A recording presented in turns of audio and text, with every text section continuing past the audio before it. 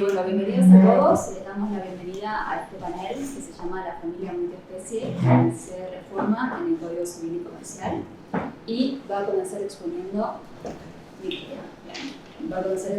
la doctora María Las Victorias González Silvano, que es doctora en Derecho, graduada con nota sobresaliente, diplomada en Criminología y Derecho Animal, docente a cargo de la materia Derecho Animal en la UBA, CPO, directora de la Diplomatura en Derecho Animal de la UNSA, adjunta en Elementos de Derechos Reales y la cátedra Keeper, investigadora en el Instituto de Investigaciones Jurídicas Ambrosio Gioja, directora del Seminario de Investigaciones en Derecho Animal y directora de CIP sobre Derecho Animal en Argentina, Animales No Humanos, Ecologismo y Organización de la Sociedad Civil.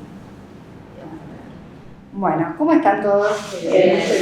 La idea de esta propuesta, ¿cuánto tiempo tenemos? Una hora más o menos. Entonces vamos a dividir esa hora en que Majo pueda hablar, pues, ¿no?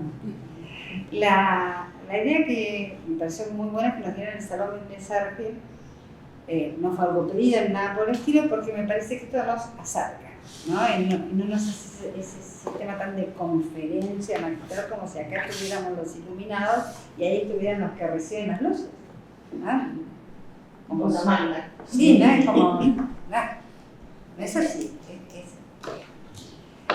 Yo voy a tocar una primera parte que es los animales como sujetos y lo que es el derecho animal.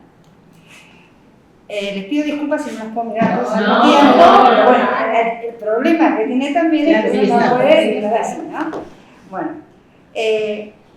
la temática del derecho animal obviamente que es muy antigua, obviamente que viene desde antes de Pitágoras, ya Plutarco hablaba de los animales, Pitágoras hablaba de los animales, y hablaba de los animales y no se los comía, de hecho fue el primer vegetariano, su línea pitagórica, porque Pitágoras no solo hizo el teorema que todos hemos estudiado en el colegio, sino que era un filósofo y una línea filosófica. Y si nos venimos en la historia más adelante, con lo que les quiero decir, cuando Pitágoras planteaba que había que tener una consideración moral hacia los otros animales, y hablo de los otros animales porque todos los que estamos acá, nos guste o no nos guste, queramos o no queramos, desde la biología somos animales. Yo lamento si alguno está ofendido, pero les tengo que decir que somos animales, somos, aparte primates, ¿no? Yo sé que a alguno le duele. Aparte de ser un primate, somos un gran simio, ¿no? Somos un homínido. Como si esto fuera poco, terminamos siendo un Homo sapiens sapiens. Porque cuando llegamos ahí, decimos animal, primate, homínido, y ahí viene como una ramita, donde los grandes simios se van a dividir. Homo sapiens sapiens, orangután, gorila, bonobo, chimpancé, ¿no? Si nos miramos entre nosotros, con ellos, nos vamos a dar cuenta que tenemos características bastante comunes, como la falta de cola larga, cola prensil, ¿no? En general, caminamos con dos patas, por más que ellos apoyen más, pero todo va, y esto viene en una postura darwiniana, en la adecuación al medio donde uno vive.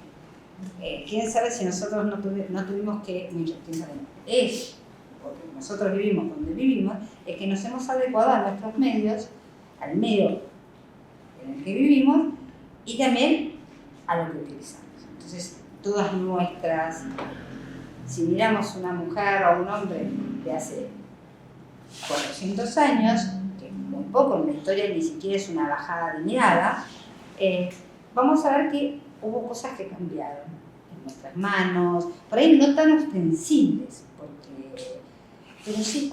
¿Y por qué? Porque nos adecuamos al medio, ¿no? ¿Dónde vivimos? Y por eso algunos somos de tez más clara y otros de tez más oscura, porque lo necesitamos por los lugares donde vivimos, un montón de cosas que nos hacen. Si pasamos a la etapa, también Aristóteles hablaba del alma animal, y no nos tiene que extrañar considerar a los animales por debajo del hombre. Y cuando hablo del hombre heterosexual, ¿no? Porque era lo que pensaba Aristóteles. Porque la mujer estaba por debajo del hombre. no podemos juzgar a Aristóteles con mirada de esta época. No podemos juzgar a Pitágoras con la mirada de esta época. Esto tenemos que aprender. Que cuando miramos los animales y nosotros y nuestra interrelación con ellos, lo tenemos que ubicarnos en el lugar que estamos y obviamente sin justificar que estaba bien o que estaba mal, entender dónde estábamos parados. Esto nos lleva con mucha tranquilidad a decir, bueno, después vino otra etapa y vamos a ver que los animales siempre estuvieron con los humanos. De hecho, el tráfico de animales siempre estuvo con el tráfico de esclavos. Se traficaban los esclavos y se traficaban los animales al mismo tiempo. ¿Por qué? Porque un animal vistoso, una jirafa, un tigre, que no eran propios de algunos lugares, o sea, eran propios, sí, de Asia, pero no de Europa. Eran llamativos e interesantes, siempre fue el mascotismo, existió desde que el hombre es hombre. Y también esa cuestión de sentirnos superiores si tenemos un tigre o un chita o lo que sea, porque me siento más poderoso, porque yo puedo dominar al animal. Lo que no entendieron es que un animal silvestre, porque los animales no son salvajes. El salvaje es una característica de un comportamiento. Yo puedo tener un comportamiento salvaje y soy un homo sapiens sapiens. Lo que yo no soy es un animal silvestre, porque soy citadino. Entonces, un animal silvestre, porque el león es silvestre en su área, siempre va a tener comportamientos propios, por más que uno diga, hace lo que yo digo. Porque, como diría la fábula, uno no escapa a la naturaleza. El mascotismo existió siempre, el mascotismo estuvo mal siempre, ¿no? Y es algo que tenemos. En la época del medioevo los animales han sido utilizados, especialmente el pobre caballo, creo que es el animal más usado, maltratado de todos los tiempos. Y con esto quiero decir, y también hubo el más cuidado, porque a la vez se lo cuidaba muchísimo. ¿Por qué? Porque era el que te llevaba, era el que te traía, era el que hacía correr las noticias. ¿Cómo está, doctor? ¿Qué? Venga, por favor. Era el que te traía las noticias. Entonces, el caballo era parte de esta situación. Pero miremos qué cosa. Uno siempre se dice, ¿por qué en el antiguo Egipto, que casi todos los animales van a ser dioses? ¿No? En una forma de antropomorfizar ese dios. De hecho, la diosa de la fertilidad es un hipopótamo, ¿no? ¿Por qué no está el caballo? Lo único que tenemos que ir es a la historia de Egipto. Los egipcios conocen los caballos cuando los asirios se los traen muchos años posteriores. Entonces, no podemos desligar la historia de los animales de la historia en general nuestra y de lo que es los acontecimientos. Con esto usted me está diciendo, todavía no llegamos al sujeto de derecho, pero me está contando la historia de los animales. ¿Por qué es necesario que sepan? Porque en el medioevo, ¿no?, donde las mujeres éramos tachadas de brujas, los hombres, si no eran de su idea política o religiosa, también, en los herejes, los que no tenían la misma religión, y todo lo demás. En esa época, y los gatos también, los gatos, las lechuzas, y a veces cerca hay algún perrito, ¿no? También, ¿no? Hubo juicios hacia los animales. Ustedes dicen, ¿cómo se va a juzgar? Sí, de hecho están documentados. Hubo juicios en los cuales a quien se le echó la culpa de la muerte de este señor, Juan Martín, ¿no?, que estaba en un chiquero, y que por supuesto ustedes saben que los chanchos, si no saben se los cuento, los chanchos son homínidos, o sea, como nosotros, comen tanto carne como cereales, ¿no? Animal muy maltratado hoy por hoy, no solo por la industria, sino porque le dan de comer cualquier cosa como si fuera de segunda, y lo peor es que nosotros no lo metemos en el cuerpo, que es más grave. Pero bueno, no importa, esa es otra discusión y otro momento. Como le digo, esta chancha, ¿no?, fue enjuiciada, ella y los chanchitos. Pero los chanchitos fueron declarados, como eran menores, que inimputables, claro. Piensen que en el sistema de esa época, uno era culpable hasta que demostrara la inocencia. Piensen que el sistema de la presunción de inocencia es relativamente nuevo, aunque tenga muchos años, es muy nuevo. Entonces, ¿qué es lo que pasó? La chancha se le hace el juicio, tiene un defensor, tiene un jurado. Acá la chancha del experto. Yo después les paso, te voy a pasar los casos para que la gente los tenga, porque son muy interesantes, hay varios. ¿Y qué pasó con la chancha? Se la consideró culpable. De hecho, está escrito cuánto se gastó en comida, en esto, en todo documentado. ¿No? ¿Y qué es lo que pasó con la chancha? La mataron. ¿Por qué? Porque se lo comió a qué comer. Claro. Pero ¿cómo hicieron la pena de muerte? La vistieron de humana. Por supuesto era por ahorcamiento. No nos tenemos que llamar la atención, en esa época todos morían por ahorcamiento, ¿no? Era por ahorcamiento. Y como si esto fuera poco, le pidieron al pueblo que trajera a los congéneres de la chancha, como si los congéneres de la chancha entendiesen por qué la chancha fue muerta. O sea, porque sí se dan cuenta que están matando a la chancha.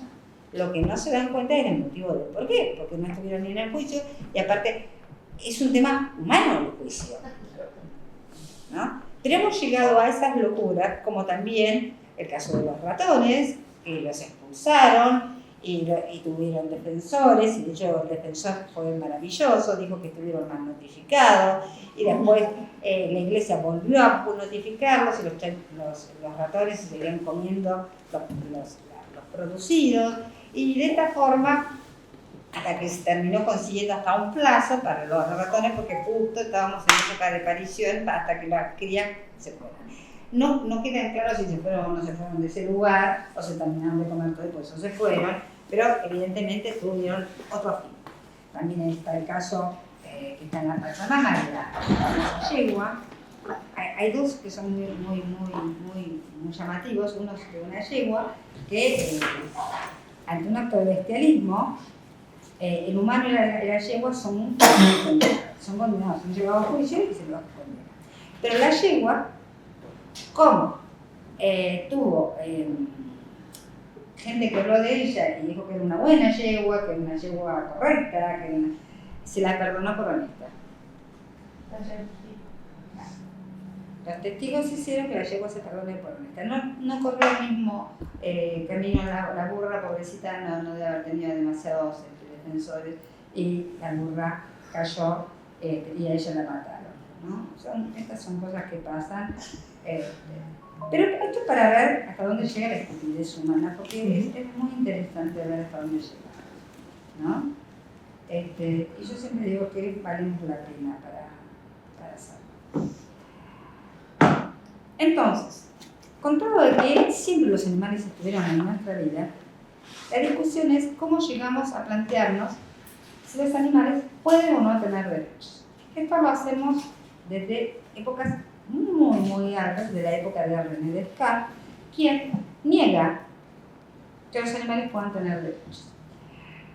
Descartes dice que cuando él hace un experimento, y de hecho le rompe la pata a un perro, el sonido del perro quejándose o el movimiento espástico del movimiento de la rotura es un movimiento propio que no hace al dolor.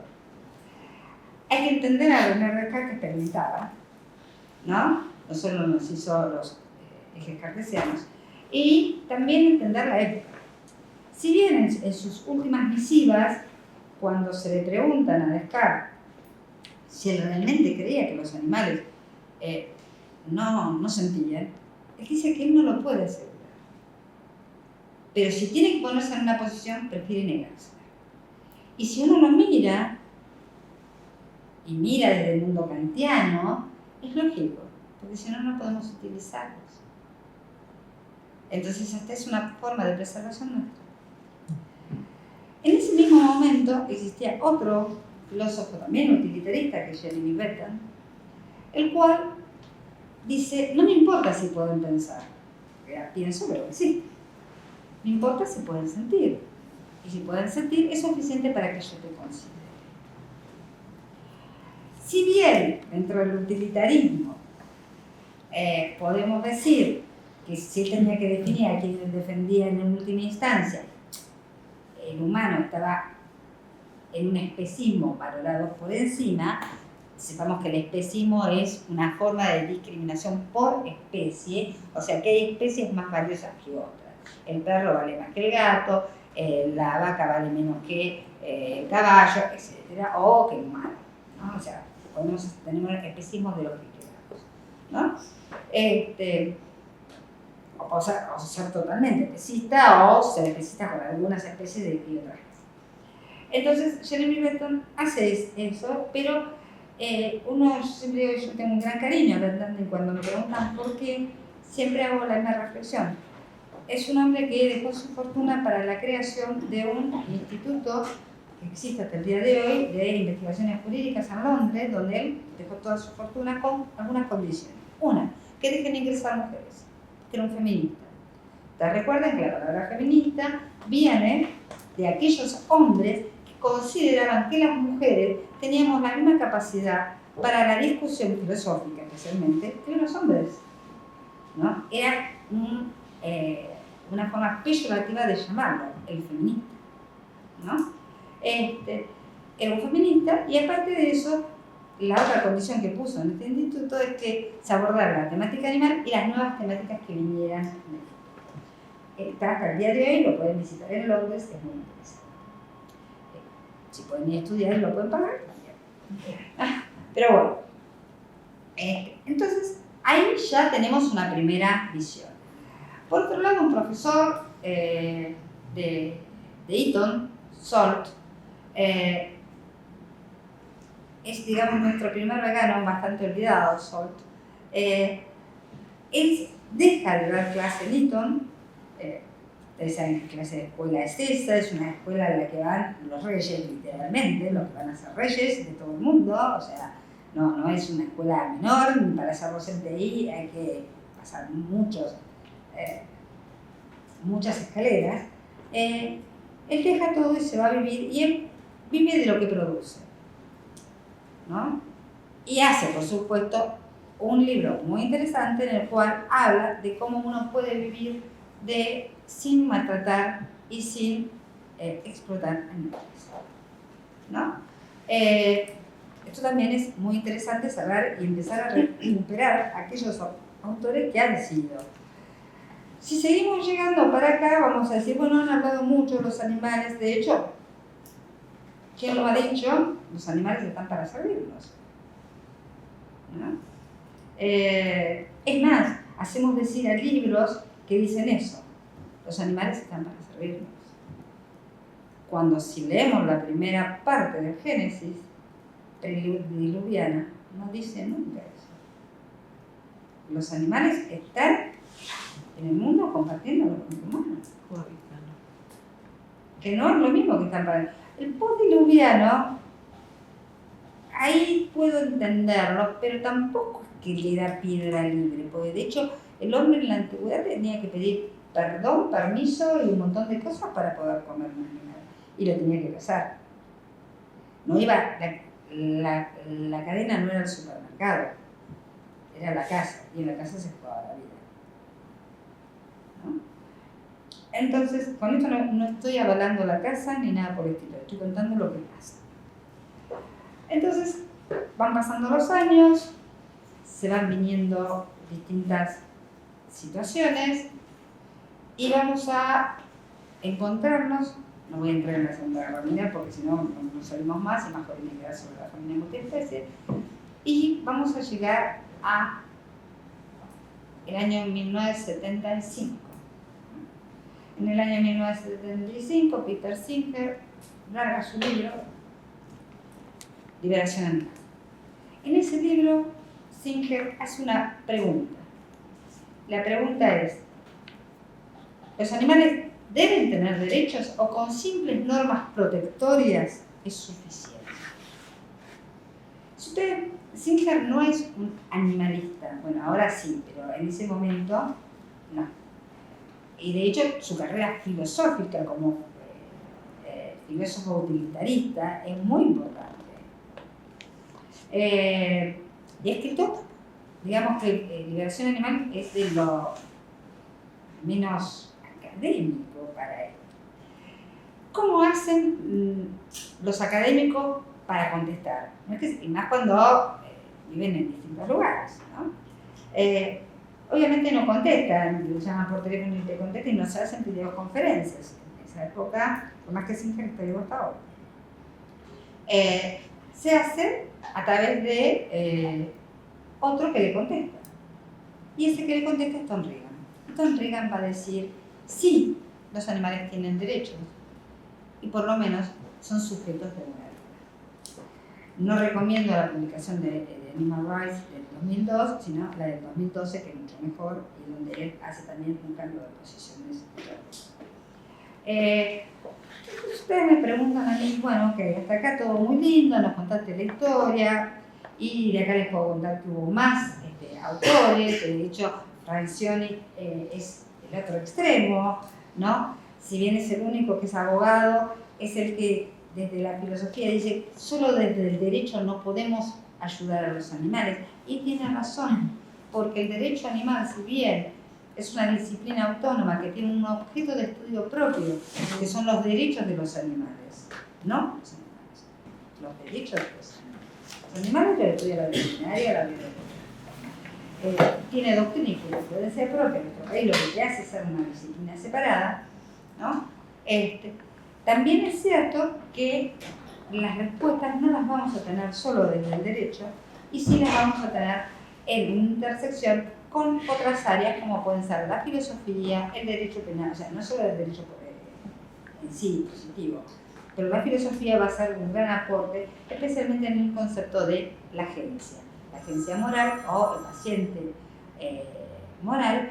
¿Por qué? Porque desde esas posturas podemos preguntarnos si los animales pueden ser sujetos de derecho, si los animales pueden ser sujetos de protección, si los animales solo son seres sintientes, y con eso nos quedamos muy bajitos, porque lo que quedó ya probado con el fallo Sandra, que la sintiencia es base para el reconocimiento, pero con solo la sintiencia no hacemos nada. Si bien, si siente, ya merece protección. ¿No? Y ante la duda, y esto lo dice un abolicionista, de que si siente o no, por un principio que es el precautorio, vamos a considerar eso. Entonces, los animales no deberían ser ejecutados. En esta construcción que costó mucho en el fallo Sandra fue comenzó como un habeas corpus, se presenta especialmente diciendo que todas las características biológicas de Sandra, que eran muy parecidas a las humanas, porque obviamente piense que con el gran simio más alejado estamos a 1,5 de diferencia del genoma, o sea, nada, ¿no? Entonces, si uno se pone a pensar en eso, dice, bueno, sí, desde el genoma no hay casi discusión. Pero sí, dentro del zoológico de Buenos Aires, estaba siendo tratada como, o se le estaban violando sus derechos que establecía la 14346. La 14346 es la ley contra malos actos y crueldad animal que surge en 1954, si bien la que se llama 14346, ley Benítez, que es la posterior ley a la que se llama la ley Sarmiento, que es de 1891, ¿no? Que es la primera ley que establece prisión, pago de multa, y aparte crea la primera protectora que la va a conducir Albarracín, quien no muere, perdón, sí muere el 29 de abril, pero el Día del Animal ya estaba hacía 10 años decretado el 29 de abril.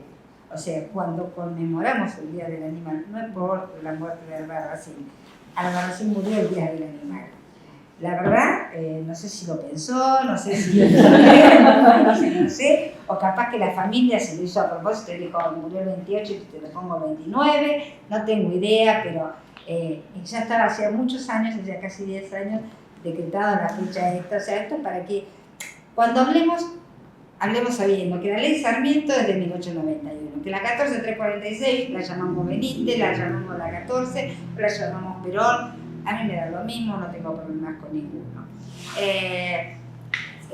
O la ley contra actos de maltrato y crueldad animal, que fija penas muy bajas de 15 días a un año. ¿Qué pasa en el fallo Sandra? Va a primera instancia, la jueza se declara incompetente y pasa a la justicia de la ciudad para que traten si realmente se estaba cumpliendo el tema del maltrato. Sí, le estaban maltratando. Como si un animal encerrado en un lugar que no es su hábitat no está siendo maltratado. Pero bueno, no importa. Es incompetente por el fuero. Se apela a la Cámara sostiene lo mismo, se apela a casación y ahí casación dicen que los animales no humanos son sujetos de derechos, son personas no humanas.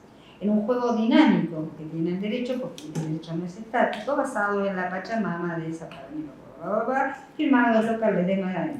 Sobre el tema de fondo, se declaran incompetentes y vaya a la justicia de la ciudad.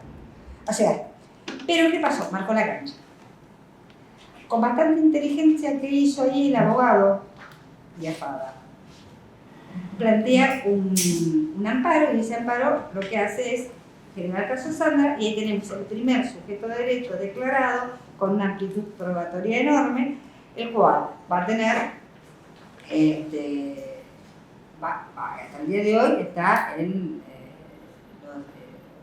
el santuario de los grandes simios en Florida, Estados Unidos, y aparte tiene un mandamus por el que sale liberada, que es un oficio en el cual se tramitó en Cancillería que obliga al cónsul de Florida, argentino en Florida, que si Sandra tiene un problema, tiene que ser tratada como cualquier nacional, porque es un ser sin derechos. O sea, pero por supuesto en el 2015 vino Perdón la interrupción, pero así podemos ir cerrando para que podamos poner más. En el 2015 vino Johnny, sí, yo estaba mirando, calculo 1 minuto y medio yo tenía. En el 2015 vino Poli, en el 2016 vino Cecilia, después vinieron muchísimos más animales y hoy llegamos a tener casi 800 individuos declarados sujetos de derecho. Esto significa yacaré, canarios, capibaras, pumas, gatos, perros, caballos, elefantes, monos, grandes simios ya dije, tenemos 3, y monos que no son grandes simios, ¿no? Que son primates. O sea, tenemos un espectro, creo que salvo un acuático tenemos todo. Esto es como primera cosa. ¿Y qué significa ser sujeto de derecho y por qué lo defendemos? Porque en nuestro país se los declara sujetos. En todos los foros. En el de familia, en el penal mayormente, ¿no? En todos los foros hemos logrado declaraciones. ¿Qué es lo que hacemos? Que este animal no puede volver a la explotación. O sea, la declaración de sujeto de derecho que pudo haber tenido Poli, Sandra o Cecilia, que era simbólica, hoy, con más de 800 individuos declarados, tenemos que decir que lo que significa es que un animal declarado sujeto de derecho, el juez no lo puede poner de nuevo a la explotación. Muchas gracias.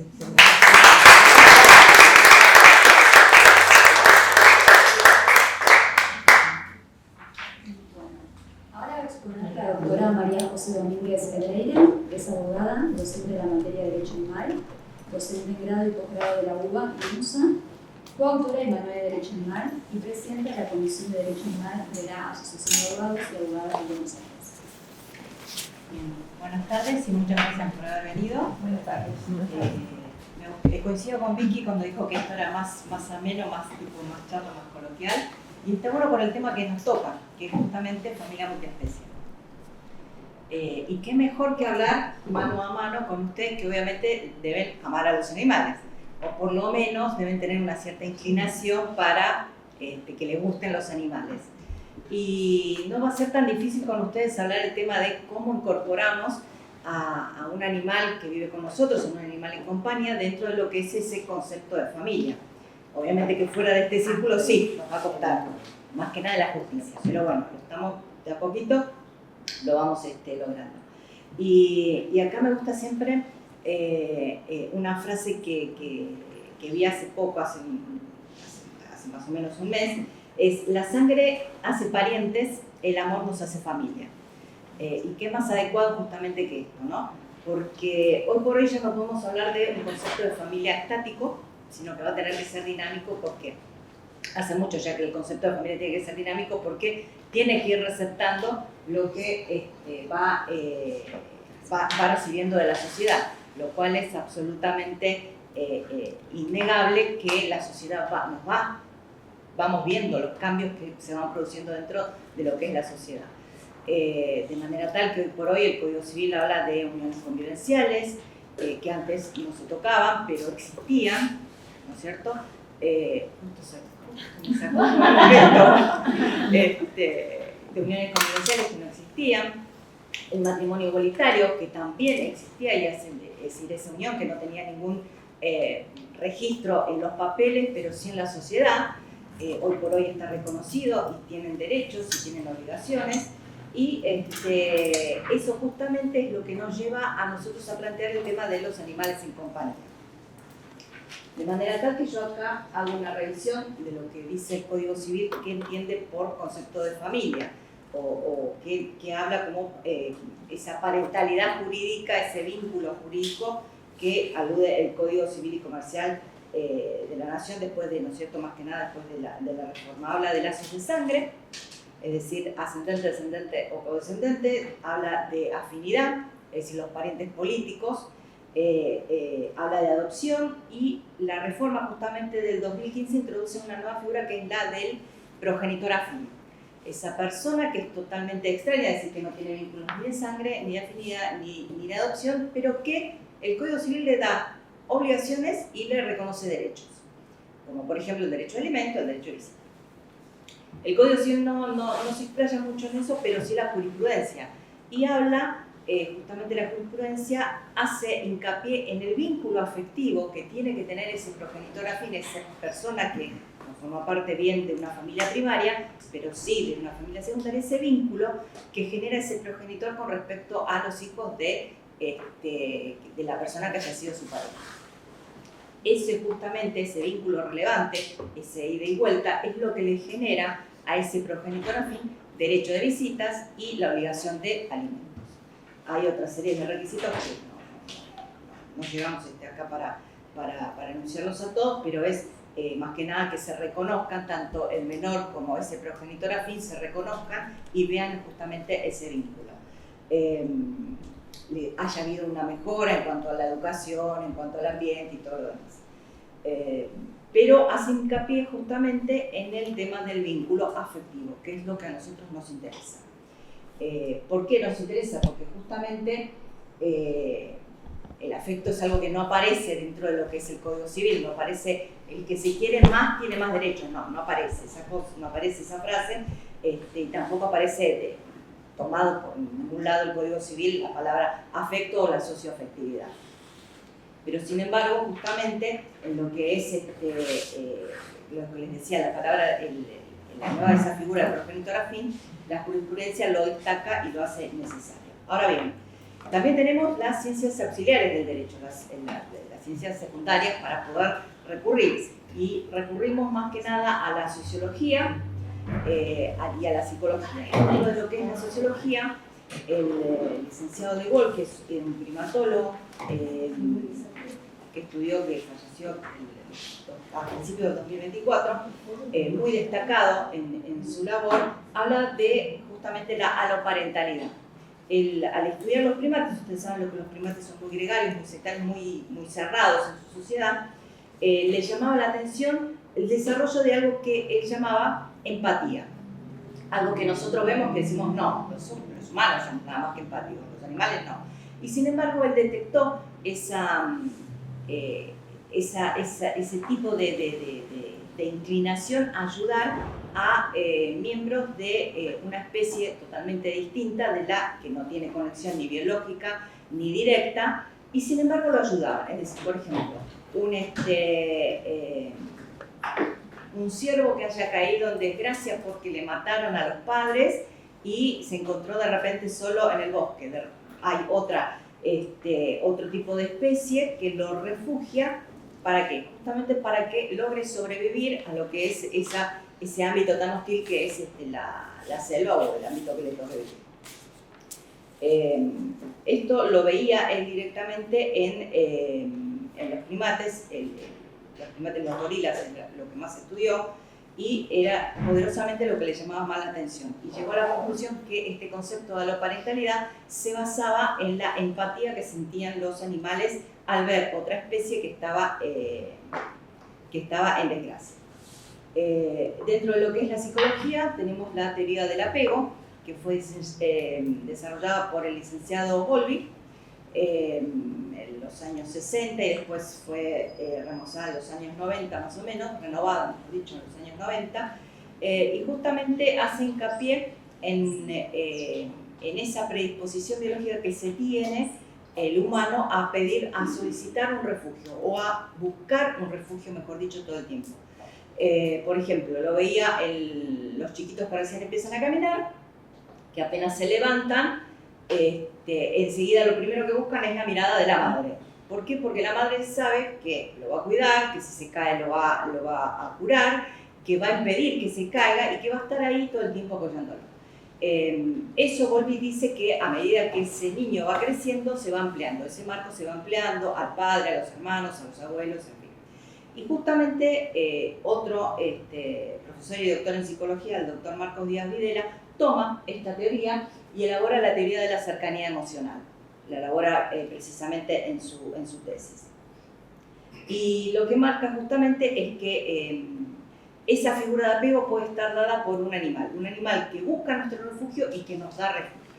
Es muy común hoy en día, cuando llegamos a nuestra casa, lo primero que nos saluda es nuestro animal de compañía. El resto no sabemos cómo están, ni dónde están, ni qué están haciendo, pero lo primero que llega, abrimos la puerta y lo primero que nos...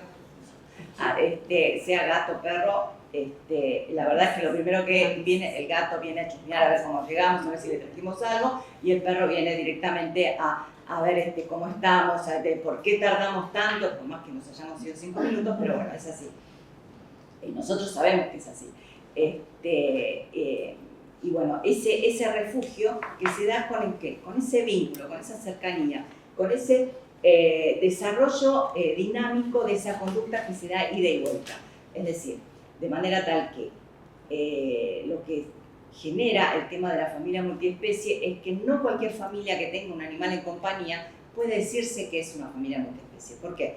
Porque si yo tengo una familia que tiene un perro que lo tiene atado en el fondo, o un gato que le tira comida por el techo de vez en cuando, eso no es una familia. Ahí no hay un vínculo afectivo, ahí no hay una responsabilidad afectiva ni una socioafectividad generada, ni una dinámica de un ida y vuelta. Simplemente hay una necesidad. Yo te tiro comida por el techo, vos venís porque sabes que te tiro comida, y el perro está ahí porque obviamente está atado en el fondo y no tiene otra escapatoria.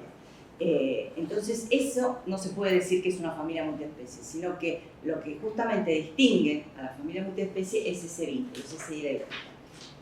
Entonces, para resumir, teníamos la parentalidad jurídica que define el Código Civil, más el tema social, ¿no es cierto?, que les decía antes, el tema de los vínculos, de la dinámica, de los afectos y de la socioafectividad. Podemos hablar de lo que es la familia multiespecie.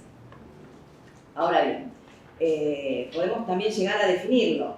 ¿Y cómo lo defino? Lo definimos como un vínculo convivencial, que era mucho lo que les estaba explicando antes, que denota una identificación a modo de inclusión dentro de lo que es el marco de una sociedad multicultural.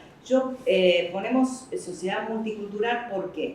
Porque lo que ya ahí abarcamos un montón de cosas, es decir, hace que el concepto sea muy amplio y sea más difícil de ir retocándolo o cambiándolo, que genera justamente derechos y obligaciones como miembros de una parentalidad ampliada o una parentalidad interespecie.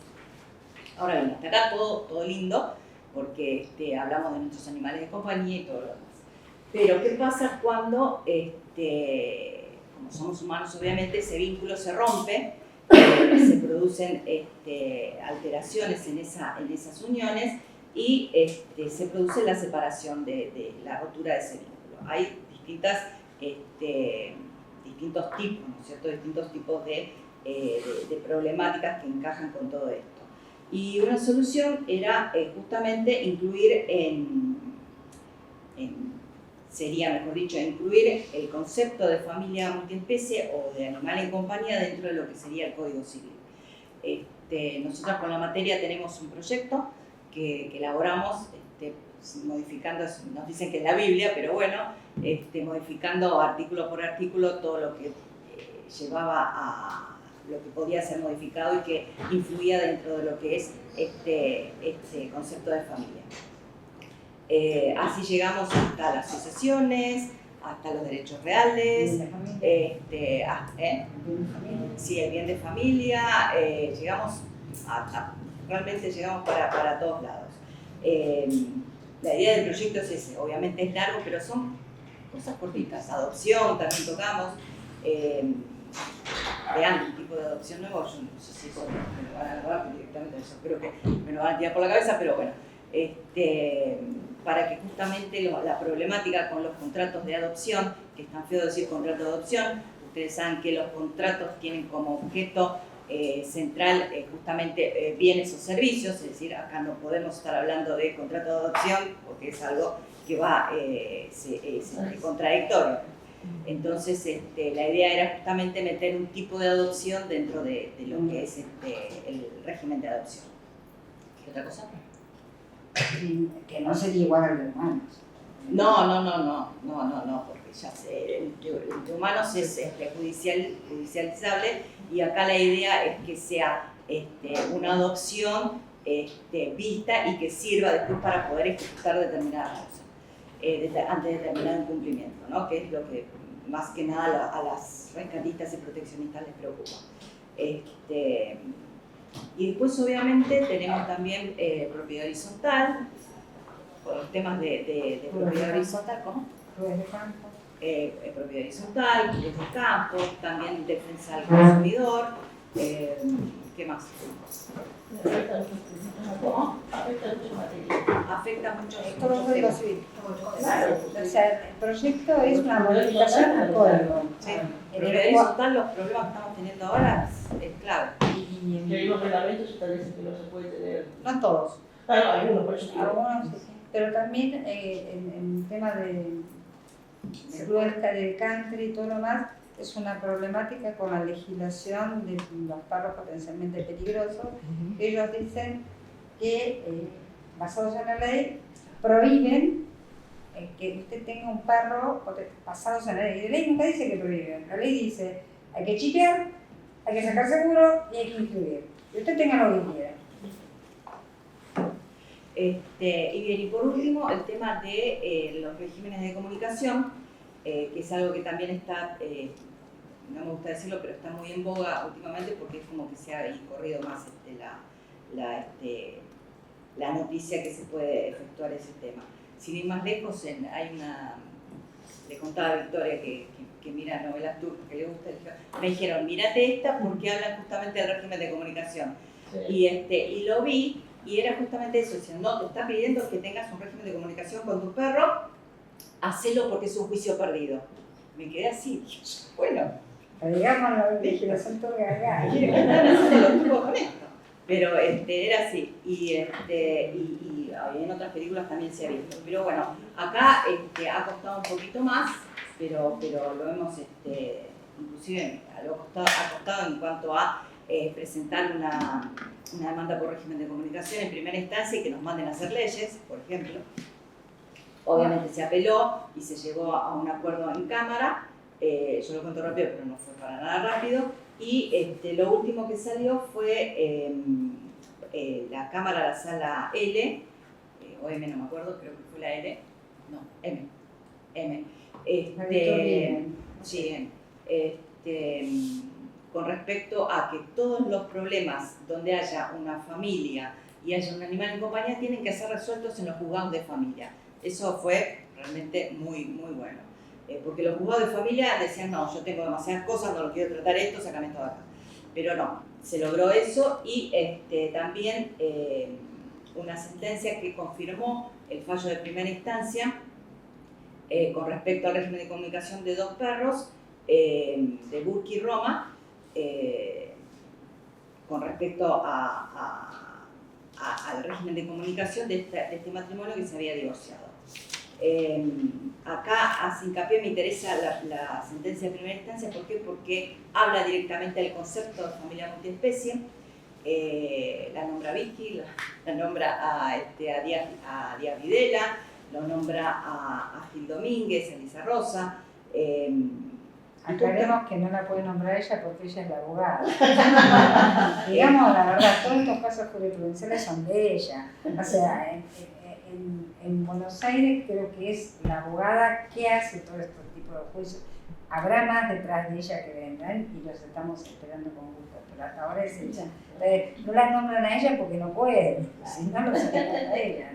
Lo interesante es que se le dio un trato similar a un niño, ¿no? O sea, que el animal dentro del concepto de familia multiespecie, la jueza lo trató como si fuese el régimen de visita a los niños. O sea, eso es como una Haciendo a veces se está costando un poquito el tema de que los niños también son sujetos de derecho. Mucho más adelantado que esa hueá. Y eso hace rato que ya salió, la Convención de Niña y Adolescentes. 30 años. Nos sigue costando. A veces le decimos a los niños, ¿por qué no se convierten en embarazados? Y bueno, y lo último que les digo es justamente de ese fallo, es que hacía mucho hincapié en el vínculo, en ese vínculo que tenía que ser un ida y vuelta y que no importaba quién hubiera adoptado a quién, sino que hacía hincapié en la durabilidad de ese vínculo. Tuvo, creo que eran 6 años u 8, no me acuerdo, de vínculo con esos animales en compañía. Y justamente lo más importante, digamos, era era el hincapié que hacía la sentencia en cuanto a ese vínculo afectivo y la similitud que hacía también con la figura de progenitora. Eso es una de las cosas que más me gustó del fallo de primero. Así que, bueno, con esto se termina.